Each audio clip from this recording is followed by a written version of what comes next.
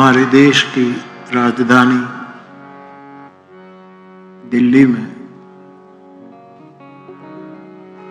दिल्ली अंतर्गत भारत मंडपम में हमारे पूज्यपाद मुनि जी के आयोजन में स्वांतः सुखाय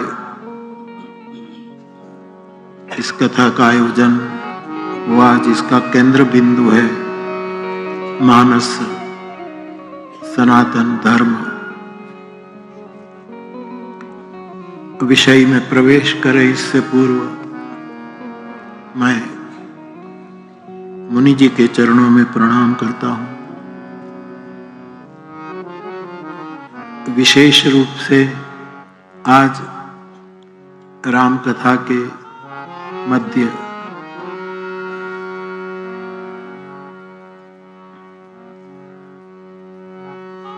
इस शताब्दी के एक समर्थ महापुरुष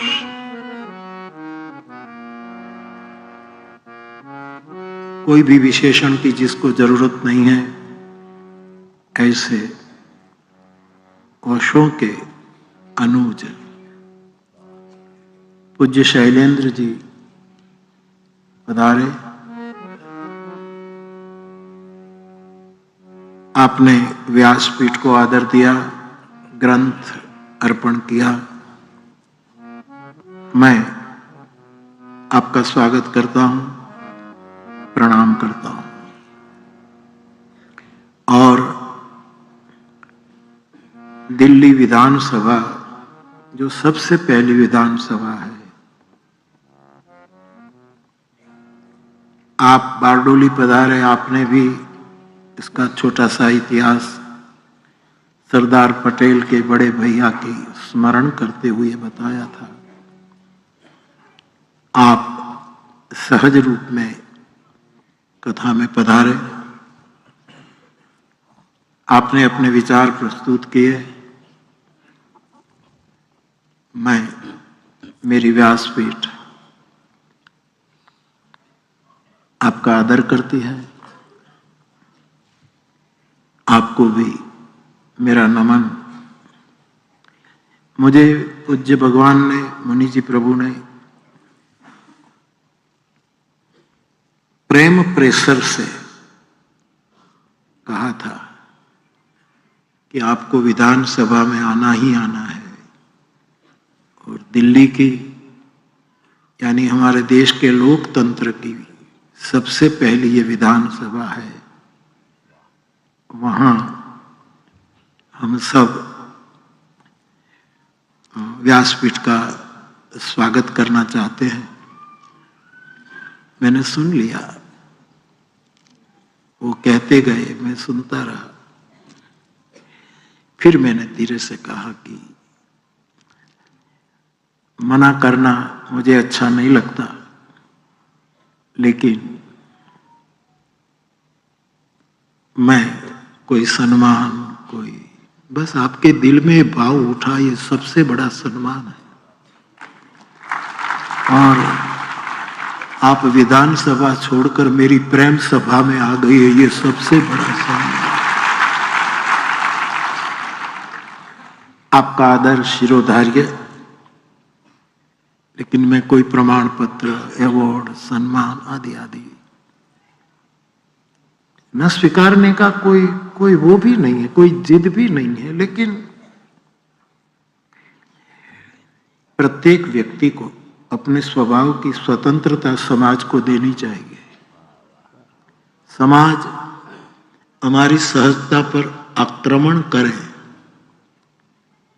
तो ये भी एक खूबसूरत हिंसा है।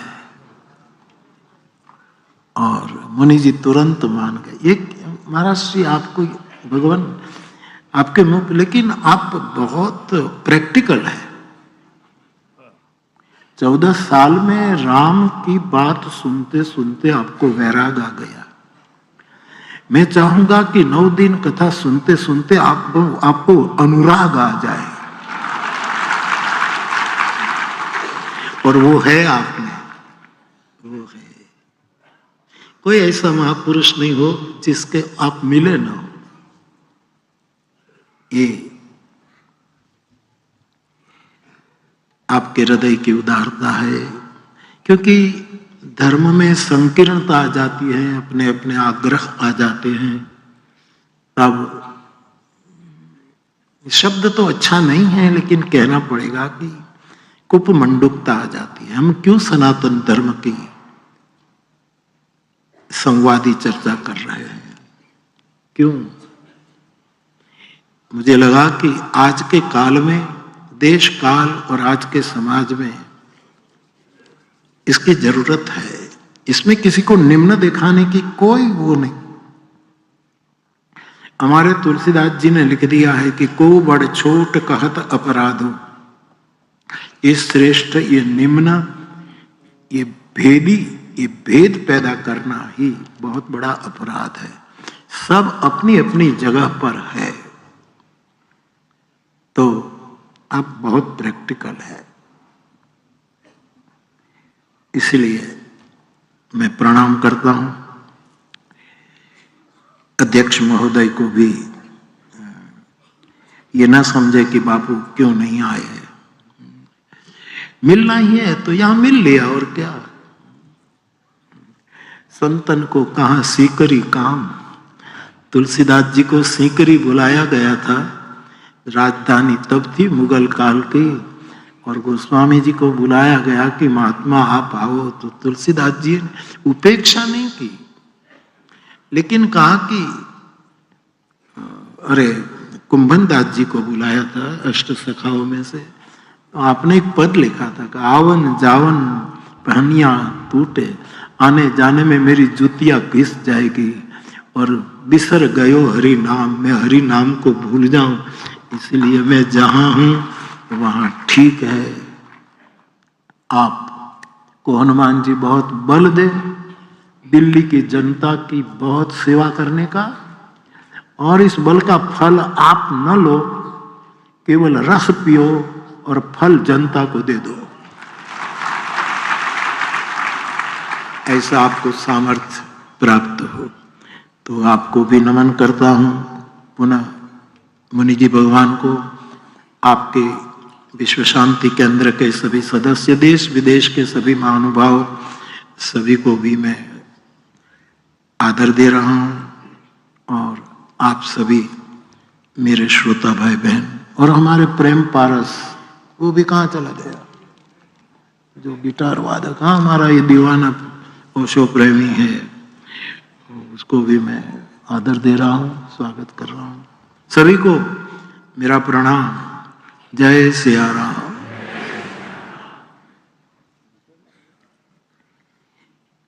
जो 4 पंक्ति मानस से ली है,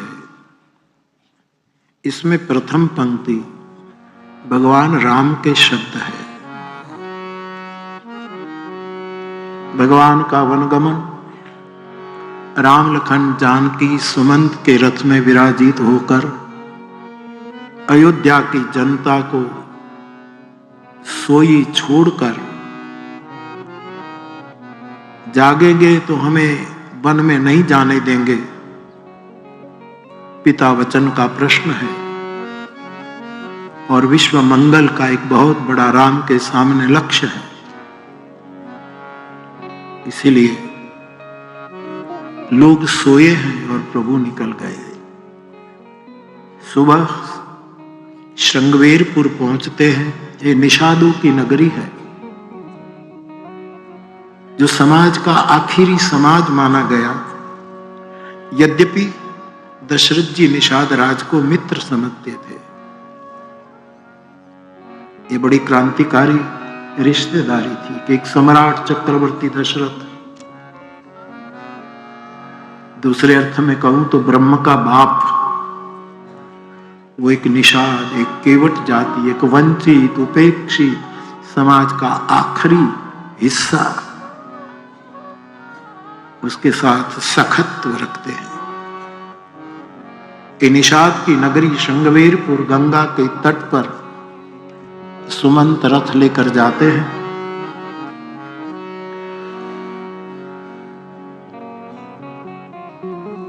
रात्रि विश्राम होता है। भगवान राम की वनवास की ये दूसरी रात्रि है। तमसा के तट पर पहली रात्रि, दूसरी गंगा के तट पर। और यहां लक्ष्मण जी जागरण का व्रत लेकर सेवा में बैठे हैं। गुहराज भी लक्ष्मण जी के पास आए हैं। भगवान के विश्राम में बाधा न हो, इसीलिए गुहराज ने निषादों को चारों ओर रक्षक के रूप में लगा दिए हैं। और उधर सुमंत जी रथ के पहिए पर अपना सिर रख करके राम का भूमि शयन देख करके रो रहे हैं कि क्या हो रहा है। सुमंत सो नहीं पाए। सुबह होती है, शौच स्नानादि कर्म से निवृत्त हुए और फिर सुमंत ने राम जी से कहा कि राघव, पिता का वचन था कि आपको 14 साल का वनवास, और आप निकल पड़े। लेकिन मेरे साथ जो पिता ने एक दूसरा वचन कहा वो मैं आपको सुना दूं, और वो ये कि राम को कहो ये भी पिता का ही वचन है, निभाएं, लौट आए।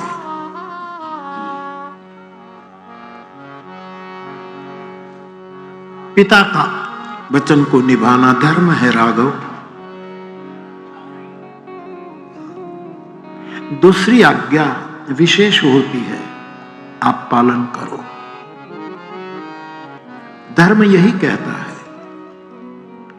तब भगवान राम के मुख से ये पंक्ति निकली है महाराज कि धर्म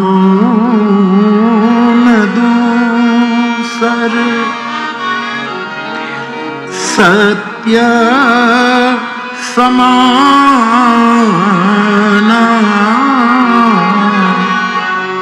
धर्म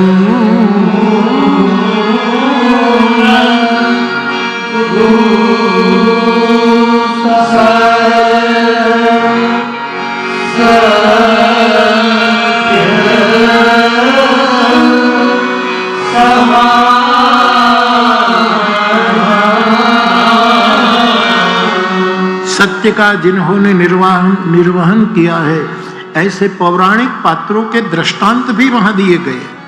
रंतिदेव, बलि, ये सभी ने सत्य के लिए बहुत कष्ट सहा। और सुमंत भगवान, आप मेरे पिता तुल्य हो।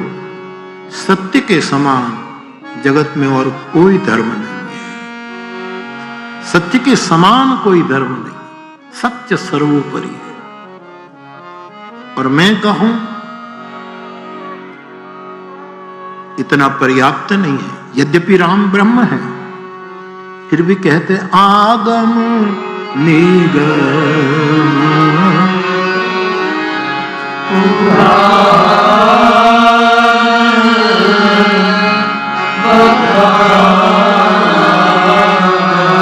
भगवान में शास्त्र का प्रमाण देता हूं। आगम, निगम मानी वेद, पुराण आदि सब कहते हैं। गीता में भी कहा है कि शास्त्र को प्रमाण माना जाए।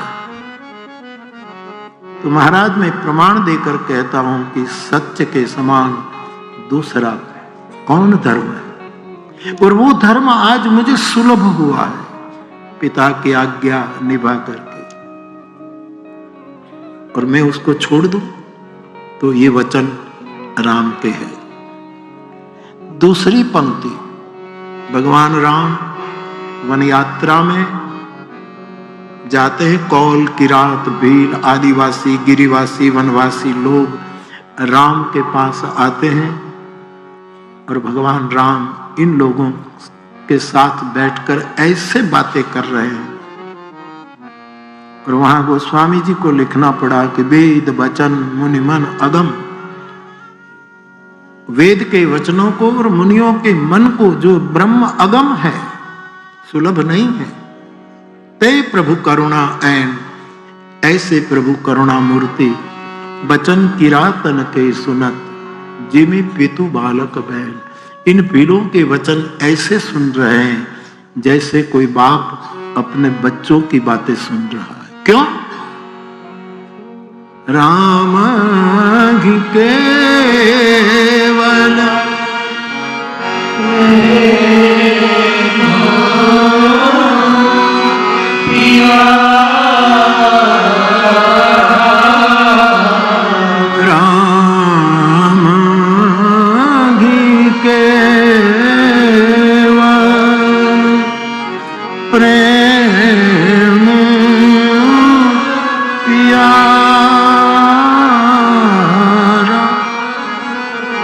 गोस्वामी जी कहते हैं कि राम को केवल प्रेम प्रिय है। जैसे जैन परंपरा में एक शब्द आता है केवल ज्ञान, केवली, केवल ज्ञान, वैसे मुझे स्मरण है लाल किले मैदान की दिल्ली की बहुत पुरानी कथा। और आचार्य तुलसी पंजाब, उस समय पंजाब की कुछ समस्याएं चली, बहुत साल बीत गई, और आचार्य तुलसी आपने स्मरण किया, वो पदयात्रा करके आ रहे थे। तेरा पंथ ना, तेरा पंथ। मेरे पास निमंत्रण आया कि हम तो नहीं पहुंच पाएंगे, बापू से कहो कि हो सके तो हम मिलना चाहते हैं। और हम गए भी। इन सभी आचार्यों का बहुत अनुग्रह प्राप्त हुआ है।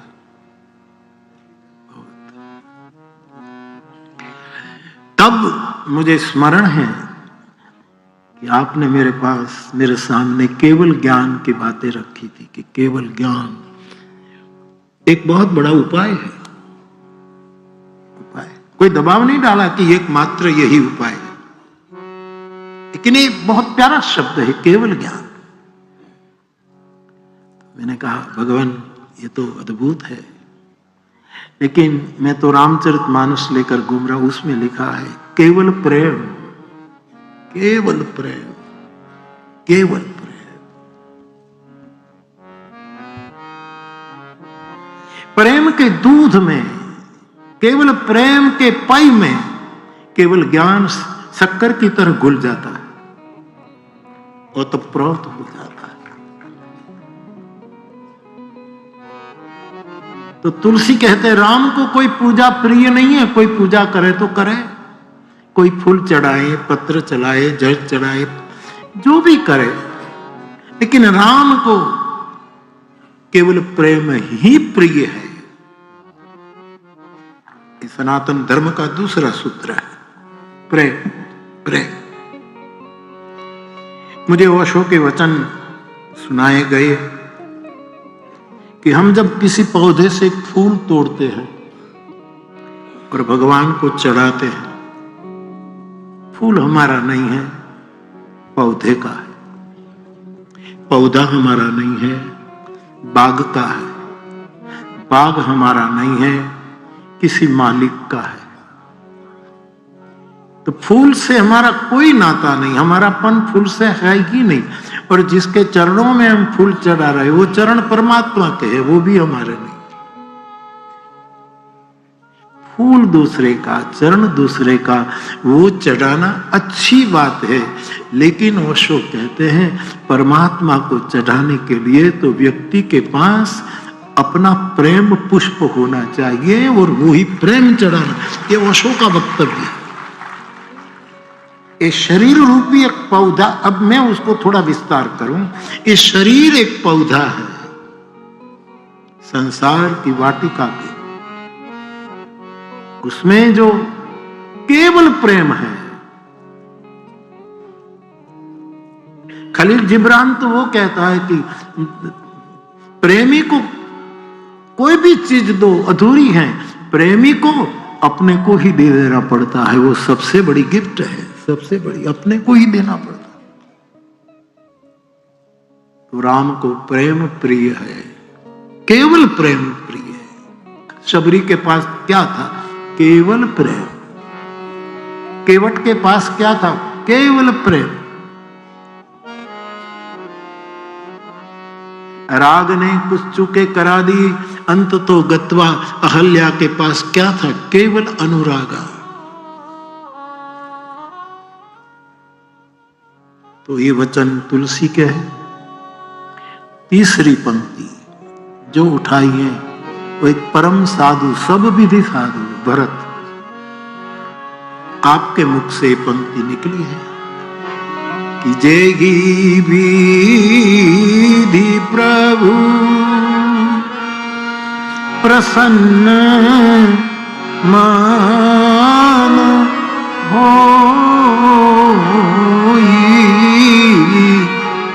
करुणा सागर कीजिए सो। भरत जी कहते हैं चित्रकूट में कि हे प्रभु, जिसमें आपका मन परम प्रसन्न रहे वही हमें हुक्म करो। राजी है हम उसी में जिसमें तेरी रजा है। गुरु नानक देव फरमाते जो तुंधु भावे साईं भली कार, जो तुझे अच्छा लगे वही हमारा कल्याण का साधन होगा। तो वहां करुणा शब्द है, ये सनातन धर्म का एक स्वभाव है। मैं राम को दर्शन करूं और जैसी भी है मेरी आंखों ने राम को जिस रूप में, मूर्ति में, चित्र में, मानस में राम का जो दर्शन चौपाइयों के माध्यम से हम करें, तो मुझे ये कहने की इच्छा होती है कि सत्य ये भगवान राम का प्रभाव है। सबसे बड़ा प्रभाव राम का है सत्य।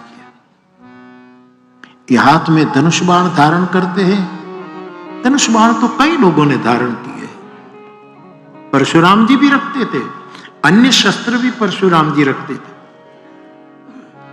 लेकिन राम के प्रभाव के आगे उसकी बुद्धि के कमाड़ खुल जाते हैं। क्यों? कौन? सत्य एक बहुत बड़ा प्रभाव है। कुमार अवस्था में जनकपुर गए और जनक की रंगभूमि में प्रवेश करते हैं तो राम का प्रभाव देखो। सभी लोग, जैसे भगवान कह रहे थे ना मुनि जी कि मेरे गुरु के गुरु, या जो आपने कोई नाम दिया कि मैं 14 साल या 12 साल की उम्र में उसके पीछे खींचा जा रहा, वो मुझे खींचते थे। भगवान राम का प्रभाव ऐसा था कि बड़े बड़े लोग, विरोध करने वाले भी, विरोध करने के लिए भी राम को ही चुनना पड़ता था। ये प्रभाव का सर्वोच्च शिखर। तुम विरोध करो तो भी राम का ही करना पड़ेगा, भजो तो भी राम का, वैर करो तो भी राम का, सराहना करो तो राम की, निंदा करो तो राम की। रावण को और कोई निंदा करने को मिला नहीं, राम की निंदा। जब ते ही किन्ह राम की निंदा, खींचते हैं। मेरे ठाकुर का प्रभाव, और ये प्रभाव एक व्यक्ति का नहीं है, सत्य का प्रभाव है। राम का सत्य। वाल्मीकि रामायण, व्यास आदि सब कहते हैं राम सत्य स्वरूप है। रामो विग्रहवान धर्म, साधु सत्य पराक्रम। प्रभु राम का सत्य का प्रभाव बहुत है। और प्रेम प्रभु का स्वभाव है। प्रेम उसका स्वभाव है, केवल प्रेम। ये भगवान राम का स्वभाव है। शंकर भगवान बोले हैं प्रेम ते प्रकट हो ही मैं जाना। तो सत्य राम का प्रभाव है, प्रेम भगवान राम का स्वभाव है, और करुणा प्रवाह है। ये धारा है, करुणा की धारा है। और ये तीनों शब्द जिसको मैं अपने लिए ये मेरे विचार है, मेरी जिम्मेवारी है, आपको मन पर लेने की कोई जरूरत नहीं। मैंने कल भी कहा कि ये 3 शब्द रामचरितमानस के सारभूत शब्द ब्रह्म, यही तो सनातन धर्म की प्रस्थान त्रयी है।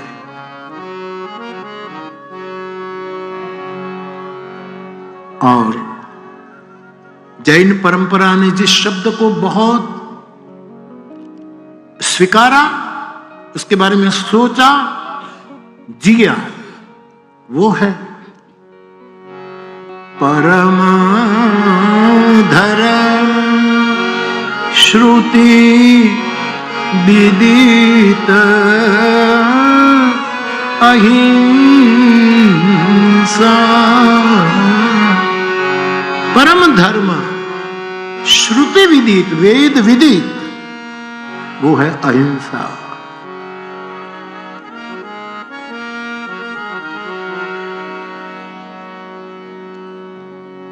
वेद भी अहिंसा की बातें करते हैं, गीता ने भी अहिंसा की चर्चा की है, मानस ने भी अहिंसा को परम धर्म बता दिया। तो ये काकभूषुंडी जी के वचन है अहिंसा। तो 4 महत व्यक्तियों के मुख से निकले हुए 4 पंक्ति में इनके ये वचन हैं, जो मेरी समझ में सनातन धर्म के मूल सिद्धांतों में है। सिद्धांत शब्द ठीक नहीं लगता, सनातन धर्म के स्वभाव में है। वेदकालीन वैदिक सनातन धर्म के 8 प्रधान लक्षण हैं। आज सुबह में मनुस्मृति का दर्शन कर रहा था, तो मनुस्मृति ने धर्म के जो 10 लक्षण बताए, मैं लिखकर लाया हूं, लेकिन पहले मैं वेद प्रणीत सनातन धर्म का स्वभाव आपके पास रखना चाहता हूं। द्रुति, क्षमा आदि आदि जो लक्षण बताए हैं सनातन, अद्भुत है। ये 10 लक्षण समझ में, और लक्षण मानी यहां स्वभाव। इस शब्दकोश में लक्षण का अर्थ स्वभाव हो कि नहीं, मुझे नितिन भाई खबर नहीं, आप देखकर बताइएगा, लेकिन मुझे लक्षण का अर्थ स्वभाव करना है मेरे लिए। शायद शब्द लक्ष्मण, लखण लोग हमारे गुजराती में है ना, लखण एवा छे એટલે એનો स्वभाव એવો છે। लखण लक्षण को मैं स्वभाव कहूंगा। दशकम धर्म लक्षणम, जो मनु महाराज कहते, ये 10 लक्षण, ये सनातन धर्म के 10 स्वभाव है। गुजराती में एक बात कही जाती है, 12 गावे बोली बदले। 12 मील 20 मील आप चलो तो बोली में थोड़ा फर्क हो जाए। उस गांव में जाओ 12-20 मील, तो वहां बोली थोड़ी बदल जाती है, बोली परिवर्तित हो जाती है। 12 गावे बोली बदले, तरुवर बदले शाखा, वृक्ष अपनी डाली बदल देते हैं, टहनियां पर्ण निकलते बदलते रहते। 12 गावे बोली बदले, तरुवर बदले शाखा, बुढ़ापे में केश बदले, वृद्धावस्था आए तो काले बाल श्वेत हो जाए। फिर આપણને કાળું ગમે છે એટલે પછી પાછા આપણે કાળું કરીએ, એક વાત જુદી છે, પણ બાલ કાળા કરીએ ત્યાં સુધી વાંધો નહીં, બીજું બધું કાળું ન કરવું સાહેબ, બાલ કાળા। तो ये जो है, लेकिन ये जो कहावत है, 12 गावे बोली बदले, तरुवर बदले शाखा, बूढ़ापामा केस बदले, पण लखण न बदले लाखा। लक्षण को मैं यहां मुझे नितिन भाई मदद करना, लक्षण का भगवत गो मंडल में पर्याय क्या है वो मुझे कहना। आपने बहुत सेवा की भगवत गो मंडल से, सनातन के कितने अर्थ निकाल करके। मैंने विनय किया था कि संस्कृत के अमर कोश से भी मुझे निकाल करके जरा बताओ, मैं अपने ढंग से उसकी प्रस्तुति करूं कि सनातन की व्याख्या क्या है।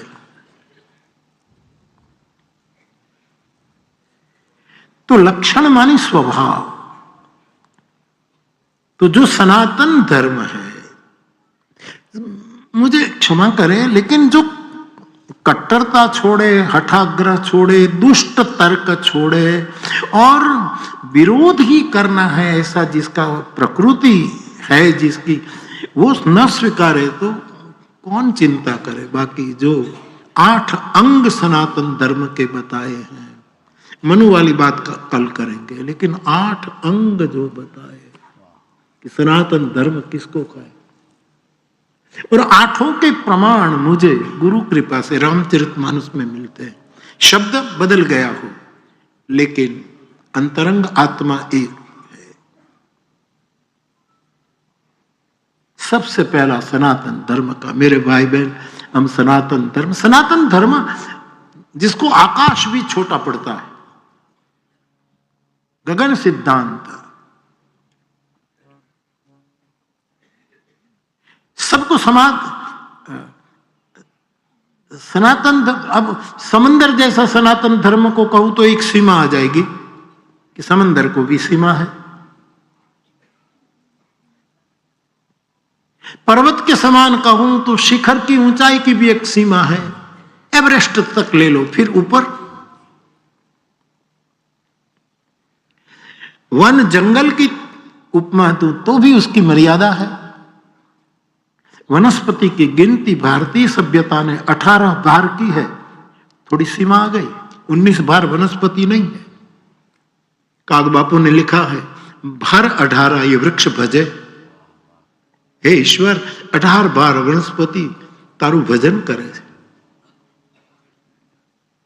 जूनागढ़ का एक शायर बर्बाद जूनागढ़ी, उसने एक शेर लिखा था कि सुबह सुबह बगीचे में जाता हूं तो फूल पौधे की पत्ती पर जाकड़ना बिंदु बिंदु जे छे ये जोया पछी मुझे ऐसा लगता है कि जाड़पान भी स्नान करके तेरी बंदगी कर रहा है।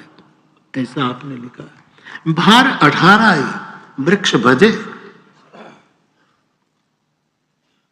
सूर्य के साथ सनातन धर्म की तुलना करें तो सूर्य भी अब जो साल के बाद बुझ जाएगा। कबीर साहब कहते कि चांद भी नहीं रहेगा, सूरज भी नहीं रहेगा, 9 लाख तारा भी नहीं रहेंगे। अभी 14 तारीख को महुआ में एक व्याख्यान माला थी, प्रतिवर्ष हमारे हरकिशन मेहता के नाम से आपका बेटा तुषार आयोजित। लोक भारती सणोसरा से हमारे साधु चरित अरुण भाई दवे का प्रवचन था, तो वो वैज्ञानिक बात कह रहे थे कि अब जो साल पहले ये गैलेक्सी है वो हमारे निकट है, बाकी कितनी गैलेक्सी, और धीरे धीरे धीरे धीरे सूरज भी बुझ जाएगा। सनातन धर्म को सूरज के साथ मैं गुरु कृपा से तुलना नहीं कर पाऊंगा। चांद क्षीण वृद्धि का भोगी बनता है, शुक्ल पक्ष में वृद्धि, कृष्ण पक्ष में कुछ नहीं तो राहु केतु का ग्रास बन जाता है, ग्रहण हो जाता है। 9 लाख तारा एक सांख्य की सीमा में आ गए कि 9 लाख, चलो इतनी सांख्य सीमा हो गई। पृथ्वी के समान तो अभी ओशो का एक निवेदन है 50,000 पृथ्वी है। ओशो कहते हैं 50,000 पृथ्वी है, वहां भी सीमा आ गई। इस जगत में असीम यदि कोई है, बिल्कुल असीम, आखिरी असीम है, तो वह है आकाश, आसमान, अवकाश, कोई सीमा नहीं। इनके अंदर ये सब रास कर रहे हैं, क्रीड़ा कर रहे हैं, असीम।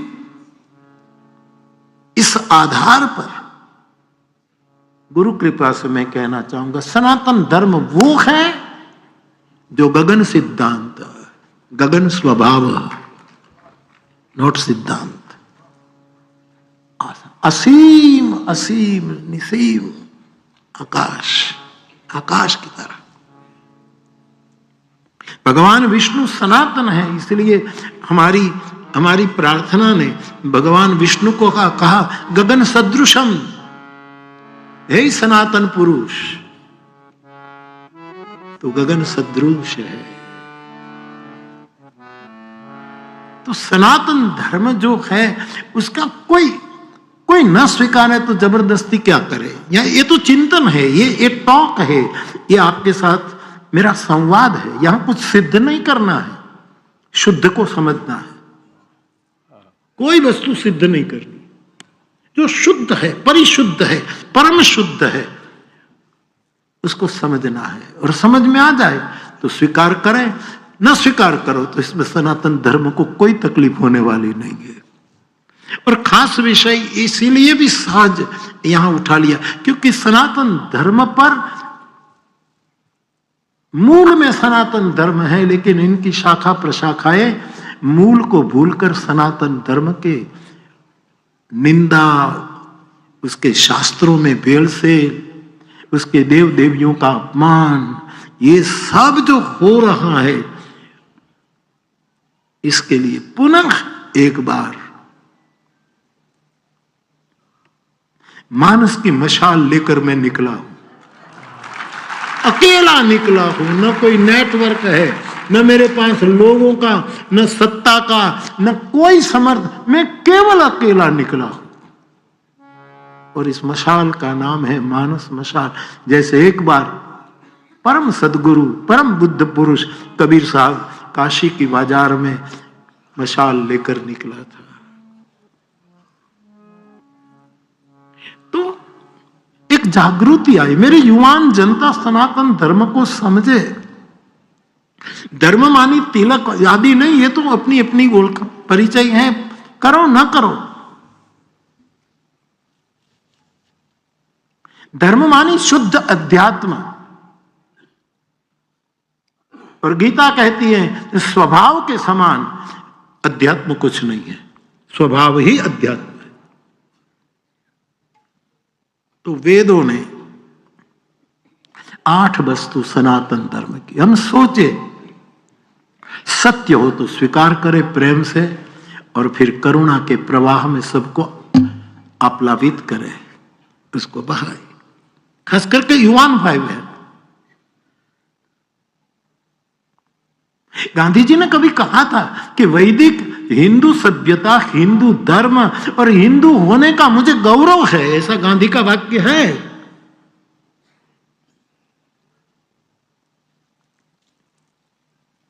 और दिल्ली तो कितनी बड़ी नगरी है, कितना कितना विकास देखता हूं, क्या क्या बने। ये भारत मंडपम तो देखो साहब, क्या बनाया है यार।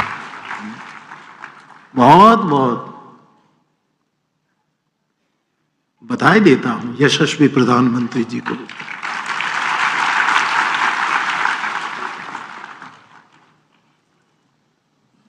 तो बहुत सुंदर, खाली धुंध है बस।